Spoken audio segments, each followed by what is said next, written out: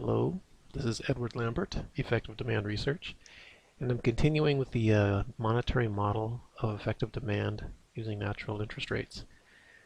Now this is the model that looks at, as a graph here, with interest rates on the y-axis, which can be anything from the inflation rate to natural interest rate to the Fed rate to any other rates. And on the bottom here is capacity utilization times the employment rate. Employment rate is simply 1 minus the unemployment rate. And that gives a composite value for factor utilization called the total factor utilization rate, the TFUR. So basically, as you go to the right here on the TFUR, the total factor utilization rate, you're increasing your utilization of capital and labor, which means you're basically increasing production. So the interest rate is tied to how you're using your production. And these dots that you see out here, these yellow dots, these blue dots, orange dots, and pink dots, they all represent the Fed rate at certain times, at certain points in time. And so this yellow dot right here would correspond to, say, 71% total factor utilization rate, and with the Fed rate at that time was between 3 and 4%, somewhere in there. So that represents a certain point in time and something that was going on in relation to everything else that's going on. Now, I want to go through these lines because I think this video needs to see these lines. First, we'll start with the path of the nominal Fed rate. You'll see this diagonal line coming in like that. That's a line that I have an equation to determine, and it's when inflation's in balance, when the economy is in balance, the Fed rate should follow this line as labor and capital are utilized more and more and more.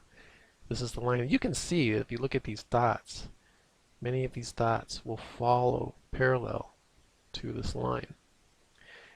And you can see it more before 1997 too. This information here is going to be from these dots are from 1997 to the present. So I'm going to be talking about all these dots. Okay, so we went through the path of nominal Fed rate. Now we'll go to the natural real interest rate, which is simply the nominal Fed rate here minus the inflation target. You'll see the inflation target here. I'll just put it at 2.2, and normally it's 2, but I'll just say it's 2.2. And then we'll go down to the Fed funds rate, is this solid blue line coming in through here, and current inflation is this dashed yellow line, and then the current real interest rate is this brown dashed line here. So if you just take the Fed funds rate minus the current inflation rate, you'll get the current real interest rate. And then the long run aggregate supply natural real rate is this line that comes in through here, where this line crosses the natural real level of GDP, determines the natural real interest rate. And so this dashed blue line is the line for the natural real interest rate. So where this brown line intersects with the natural real GDP level determines where you're going to set that natural real interest rate right there. And then you simply, to determine the nominal Fed rate, this purple line, you simply just add on your inflation target. So that's how it works. And the natural real interest rate is basically how you think the economy is going to grow as far as production and output at a stable price level. And it's going to reach this point right here at the natural real GDP level. We'll always see these dots will always reach this natural real GDP level and then stop. The utilization of capital and labor do not want to go beyond this point, do not want to go beyond higher than this line here. So the object is to reach this point of full employment at the natural real GDP level and then have price stability. So the idea is to have the current real interest rate here, the natural real interest rate, have this brown dashed line crossing where this downsloping brown line and this blue dashed line cross right here. The object is to have this, the current real interest rate, which is this dashed brown line, cross right in the middle here, and then to have your Fed rate right on the nominal Fed rate. You can, if you maintain that, you can control inflation and keep the economy in balance at full employment. It's tricky because there's gyrations in the economy wanting to go forward, wanting to go back, wanting to move. It gets anxious and all that, so it's a little tough for the Fed to hold on to this natural real GDP level. All right, that kind of gives a background for this model. Now let's go into the dots. Let's go into the, here we are at, come back here. We're going to go to the first quarter 1997. This dot right here is the first quarter 1997. You'll see it's right on the Fed nominal path rate. You'll come down here and you'll see that the current real interest rate crosses the natural real interest rate, which is this dashed blue line. So the economy is in balance. So the economy is in balance here. It's reaching this natural real GDP level. Now we'll go to the third quarter, 1997, and the economy comes up here, and now the economy is at the natural real GDP level, which means that the utilization of capital and labor down here is going to reach its natural level, and it's going to stop.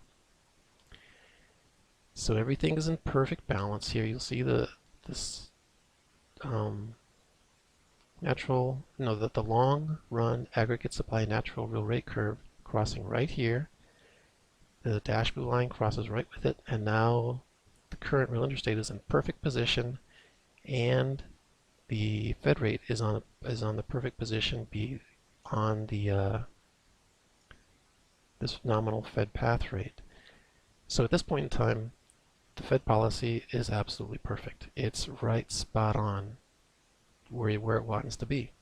You have perfect price stabilization here, and you have the Fed rate perfectly on the balanced Fed rate path.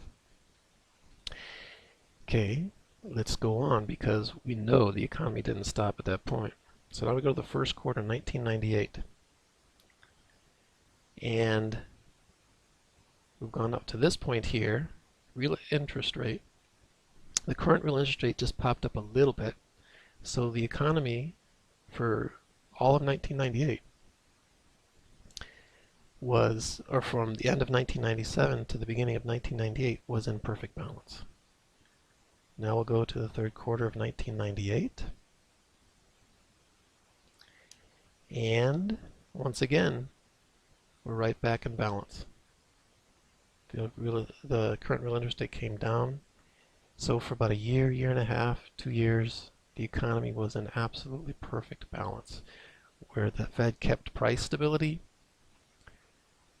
Inflation's running 2.4% here, and at full employment, you're not having inflation. Everything is under control. The Fed rate's right on the nominal Fed path rate, and the current real interest rate is in perfect position to line up with the natural real interest rate. So for a year, 2 years, the Fed just had perfect control. Now we'll go to the first quarter of 1999, and there's a little hiccup. So had a little bit of a drop in capacity utilization, a little drop in employment, and the economy backtracked a little bit, little hiccup here. But as you can see, the Fed is maintaining stabilization. Once again, the Fed rate is on, right here is on the nominal Fed path, and the brown dashed line is crossing the blue dashed line right below it. So there's price stabilization as far as the current real interest rate and price stabilization as far as the Fed rate. All right, so let's go to the third quarter, 1999, almost 2000. And we've just come up a little bit. And we see that the current real interest rate here popped up. We've got inflation right on target, and the Fed jumped up a little bit here. So what happened was is the brown dashed line is actually above the blue dashed line. And when that happens, it's a contractionary effect. So the Fed actually has a policy here to kind of hold down the economy. Okay, so now we go to the first quarter of 2000,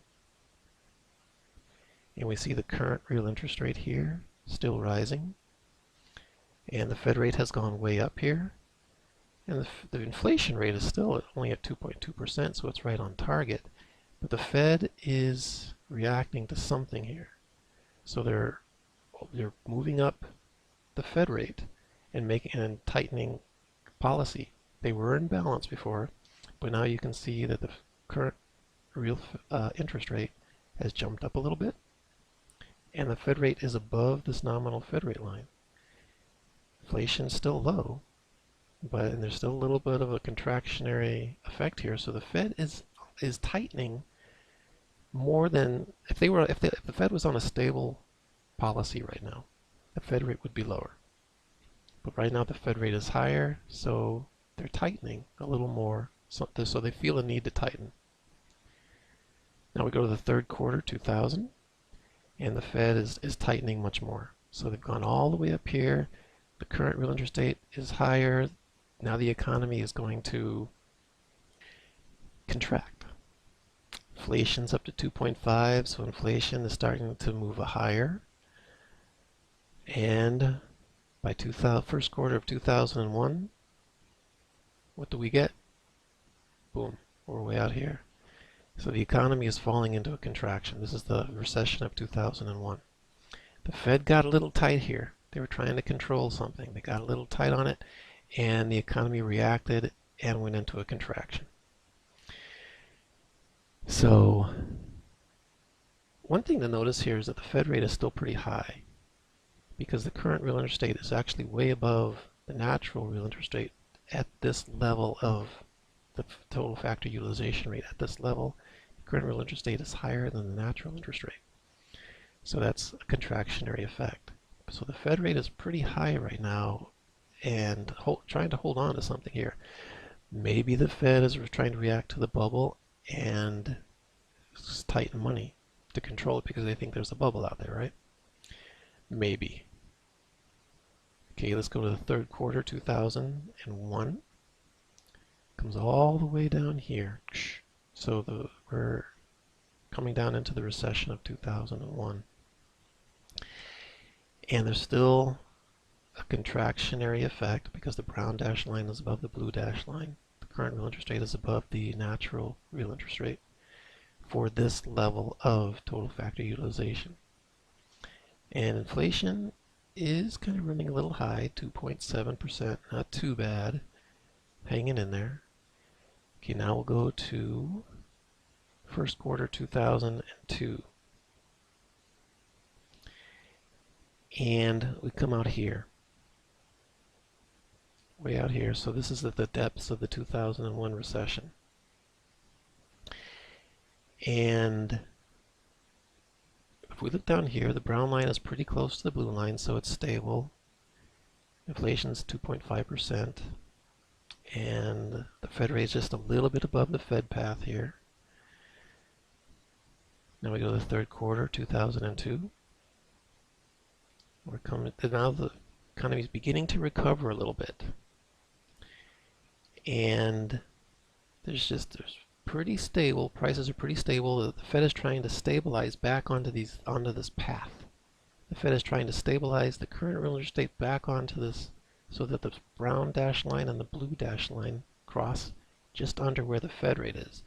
That'll create a balanced Fed rate again, and then the Fed would plan to move right back up that line, keeping the current real interest rate crossing this dashed blue line right underneath the Fed rate. But something begins to happen after the 2001 recession, and this is going to be something I need to explain here because, well, let's go to the first quarter here, 2003. In 2003, something begins to happen. You'll see that this natural real GDP level is from 1980 to 2003. And then this natural real GDP level is from 2003 to 2008. There was a shift. And you'll be able to see this shift because now as we follow these blue dots back to the line, you'll see these blue dots only come back to here before the next recession. They don't go back to this original natural real GDP line. They come back to this red line here. So there was a shift. Now how do I know there was a shift? Well, I'm going to show you a different graph. Give me 1 second here. Right here. This is a graph. Here's this equation for the anchor. This is for the real GDP. This natural real level of real GDP here is an anchor that's tied to the effective labor share. And I use this equation here to determine it. So this was all the data from 1975 to 2003, this green line in here. And it would cross pretty much around 80% of the total factor utilization rate. But now, somewhere in 2003, it shifted to a lower level and began to point towards a lower anchor for the natural level of real GDP. Before, it was always pretty much in this area here for a couple of decades. And then in 2003, it shifted. Now, from what this equation tells me, it comes from labor share starting to fall from its original trend. Labor share started to fall, and we'll see later on that the anchor fell even more. So let me do something right here. I'm going to take this down, and then bring this graph up so I can show you. I'm going to overlay this one graph on the other, if I can get them to line up right. There, that looks pretty good.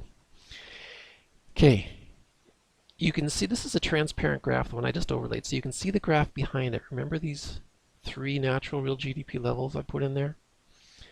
These match up to where these lines tend to cross.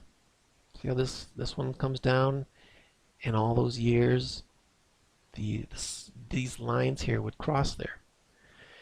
And this line here for the shift in 2003 corresponds to this shift, this dark blue line coming down, pointing towards right here.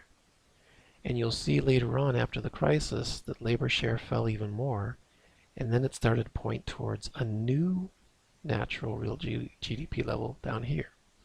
So this graph is showing, this graph determines where these natural real GDP levels are. All right, I'm going to take this away here, come back to this graph. So here we are in 2003, and there's a shift. There's just a shift that we just saw. Let me bring this back up. See if I can line these back up again for you. Takes just a second. So if you can see this blue dot back here, right there, that blue dot, it corresponds to a green line coming in here. And then you see this little jiggle-jaggle right there in the lines. As it jiggle-jaggles down, that's going to take place right in here with these blue dots that I'm about to talk about in 2003. And then during this little jiggle-jaggle right there, the Fed reacted to it and lowered the rate. Let's go back up here. Okay. Let me set up. Okay, here we are. First quarter 2003. Things are pretty in balance here. Then we go to the third quarter 2003. And you'll see the Fed is lowering their rate. It's kind of strange, but the inflation rate's gone to 1.4, so the inflation rate is falling. Now, is this because labor share is falling, and that's causing lack of demand, and inflation's going down to react to this lack of demand? Could be. At least that's one of the theories that I put forth. But we can see that even as they're coming down here off of that nominal Fed rate path, inflation's coming down, and there's pretty good stabilization because the dash brown line and the blue dash line are pretty close still. But what I'm going to do right now is I'm going to shift the framework. Right now you see this framework back here where this brown line and this dash blue line are crossing about 3% natural real interest rate at this former previous natural real GDP level, but we've had a shift to this level. So now I'm going to shift the framework to this red line. Now this downsloping brown line and the dash blue line are crossing here. This is going to now be the natural real interest rate at this new natural real level of GDP. It's a little lower than the one over here. This one over here was around 3%. This one in here is going to be a little lower than 3%. The economy is taking a hit to its growth, a little hit to its growth. So it's not going to be growing as much in real terms. So with this switch, we can see that the Fed is now on a little bit of an expansionary effect.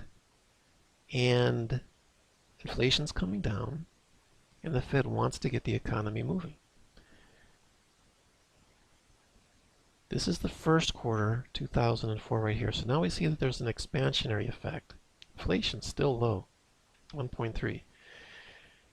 And the Fed is reacting to it. The Fed has dropped down their Fed rate to try and lift inflation back up. They think inflation's just getting too low.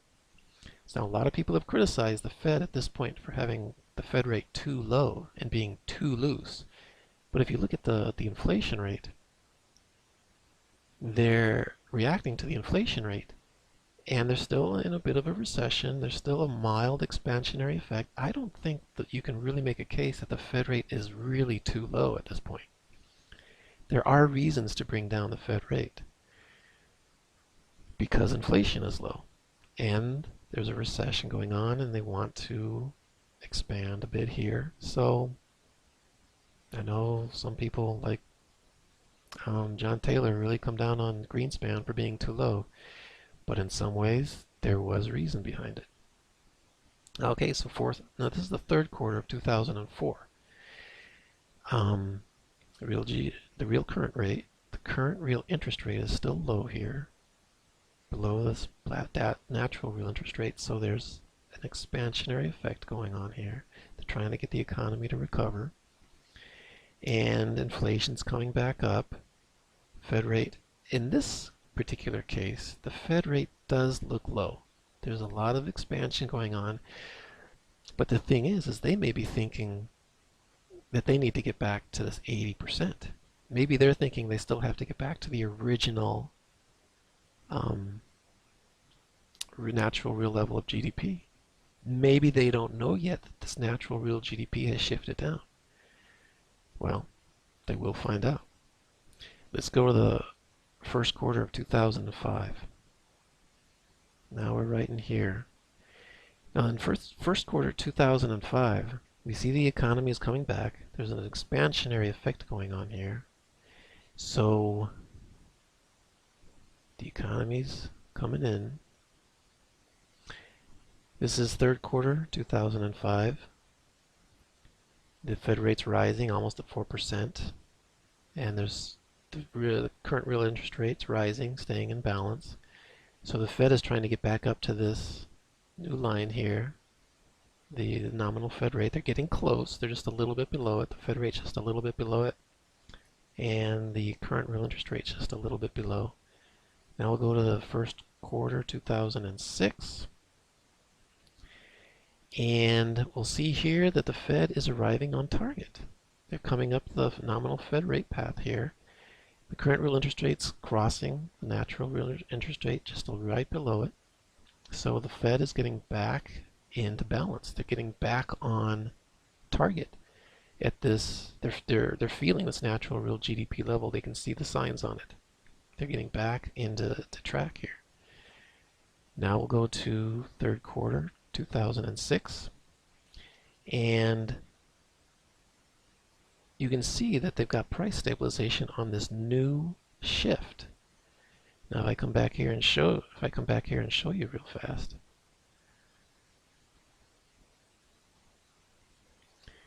that they're getting price stabilization right here on this new where I've got this new natural real level of GDP determined here. They were coming right back in, right on this level, on balance. They're just a little bit above the Fed rate path now, and the current real interest rate is real close to price stabilization. Inflation's coming up a little higher, so the Fed rate is above this path by a little bit, trying to get some control on the inflation. Okay, first quarter 2007. Now remember, at the end of 2007, the recession starts. So now here's the first quarter 2007.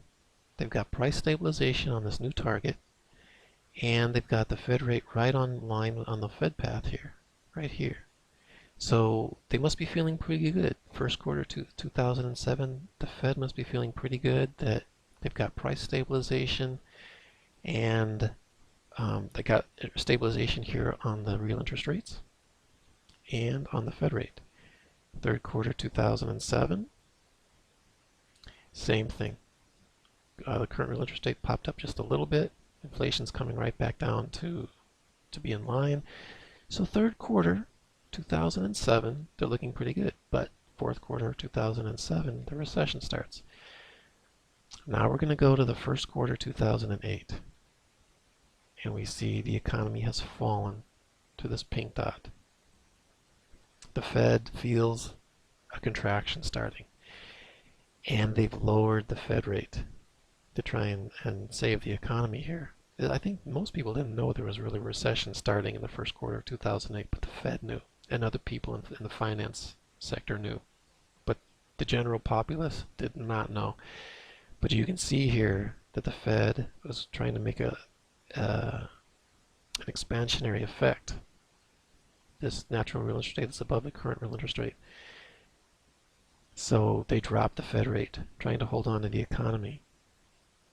But by the third quarter, 2008, the economy had dropped all the way back down to here.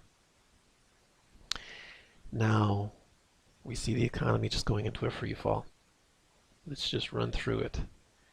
First quarter, 2009, all the way out to here. Third quarter, 2009, all the way out to here. The economy is now in the depths. Third quarter, 2009. The depths of this crisis right here. Okay, so this is going to be the end of part one, and I'll start part two talking about what's been happening after the crisis.